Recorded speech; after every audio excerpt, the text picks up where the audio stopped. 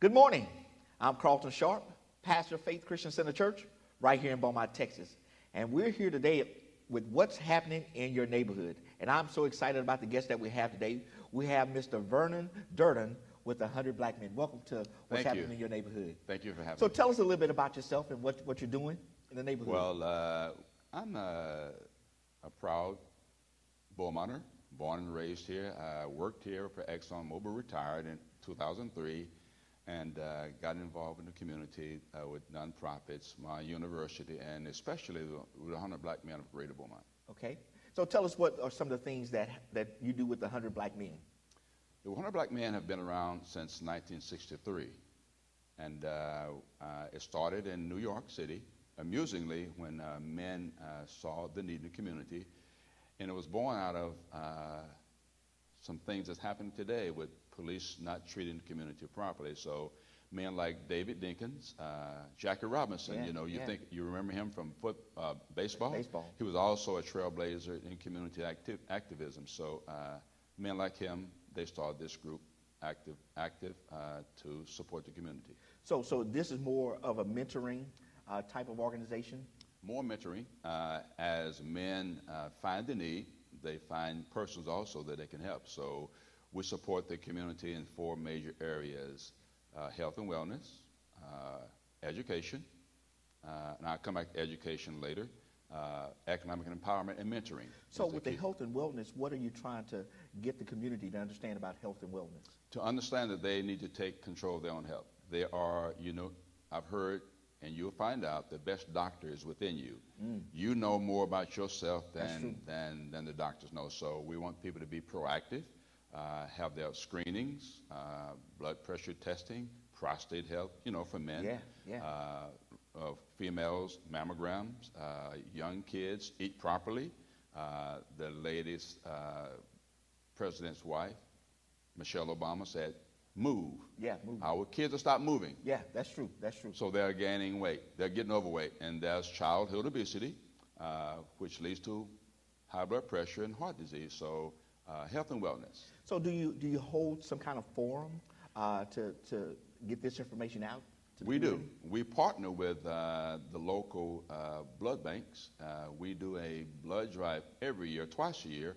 We also partner with Bo Alfred, with the precinct commissioner, where we have blood drives. We'd like to have one at your church if you like. Okay. We'd like to have one here. Well, we'll work on that. Okay. That'd be a good thing. Yes. The blood drive is to support the community, because when a person goes to the hospital, if they need blood and blood is not available, we need to be sure that it is available. So one of the specific things about African Americans is that there's a disease called sickle cell anemia, and only blood from African Americans can support that disease. Wow. Now, the second thing you said was about education. We believe in education because education really is the foundation for success and creativity, and we know that with a good education, a child can be successful and be a participating adult in the community. And we actually have 12 kids in college now that we give scholarships to. Wow. And actually, that was one of the things that you have your event on, is to raise money for the scholarships. Absolutely. We have an event every year. It's called our annual Scholarship and Awards Banquet. We just had it last Friday, matter of fact. Yes. And it was at the Elegante Hotel, and we have somewhere between 250 and 350 people there. And we raise money, and then we showcase our students that we've given scholarships to. And they go on to go to college, and we support them all through the year until they graduate.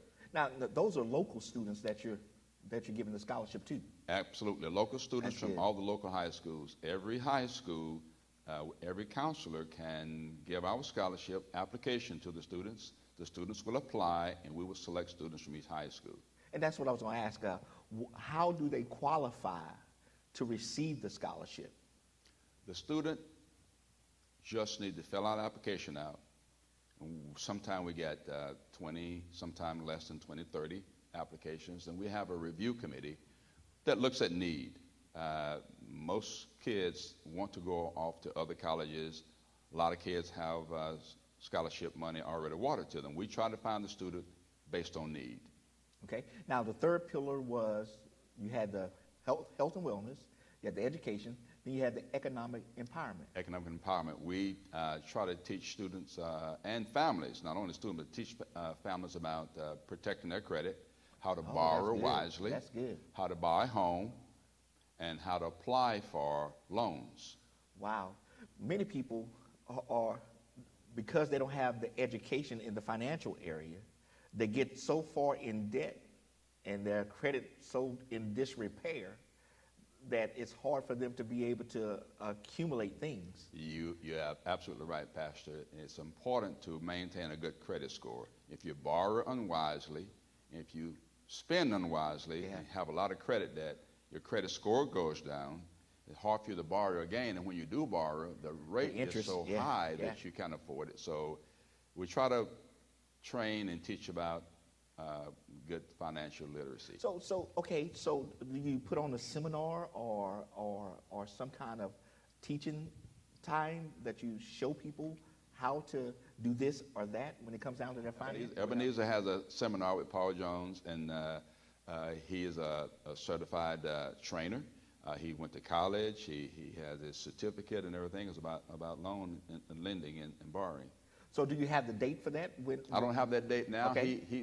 He publicized those dates at his church. Okay. Yeah. Okay. Because I just believe that when our community has knowledge on how, especially in the financial area, on how to deal with their finances, we could have more economic impact in our neighborhood. Absolutely. And what was the fourth pillar that you were sharing with me? Mentoring. Okay. We try to assign a person, a 100 Black Men member, to a member in the community, a young person going to college or even in middle school. Right now, we are supporting Martin Luther King Middle School. We have a group that goes out every Thursday and meet with those kids at that school, and they spend an hour and a half with those kids. And had you been fortunate enough to show up at our banquet, those kids came to our banquet and we showcased them. Okay. And we followed those kids from middle school all through high school.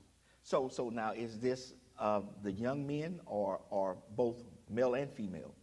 Male and female. We try to direct most of our activities toward young males.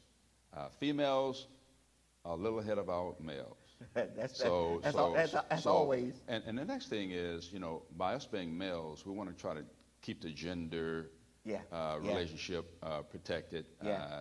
In today's environment, you want to be very careful about crossing those gender lines. So us being males, we are a male-oriented organization, so we try to specifically direct our efforts and energies toward males. And it's so important that we do connect with our young men right now, because there's so much that we can impart into their lives, because there's some things that we've done they don't have to do, some places we've been that they don't have to go, and our experience can really help them. Yeah, and I want to commend you on your efforts at your church here, because I know a lot of your ministry is directed toward the family, and we know the man is the head of the family. Exactly. Just like God is the head of the church. Right. So as we keep all those things in line, we try to address that male person in the community, because as God said, the man is the head. Right. So we're trying to address that young man, that young male, so he becomes a very good man and can lead his household and lead that household to God. And that's very important. Now, how can someone who's watching today get in contact with the 100 Black Men of our area? We are located downtown Beaumont at the Southeast Texas Foundation Building, 700 North Street. Our telephone number is 832-6543. And amusingly, it's, if you look at those numbers, is kids. Wow. Yes. Was that on purpose? It is on purpose. It was on kids. So it's 832 kids. It's 32 kids. All right. 832 kids. That's wonderful. Yeah. Well, listen, I want to thank Vernon for coming today to talk to us about the 100 Black Men of our area. Hey, listen, it's time for us to get involved in our community to raise up this next generation, and the 100 Black Men are doing just that. And so I want to thank him for joining us, and I want to thank you for joining us today. And as always, it has been our pleasure to serve you on what's happening in our neighborhood. And so we'll see you next time on our broadcast.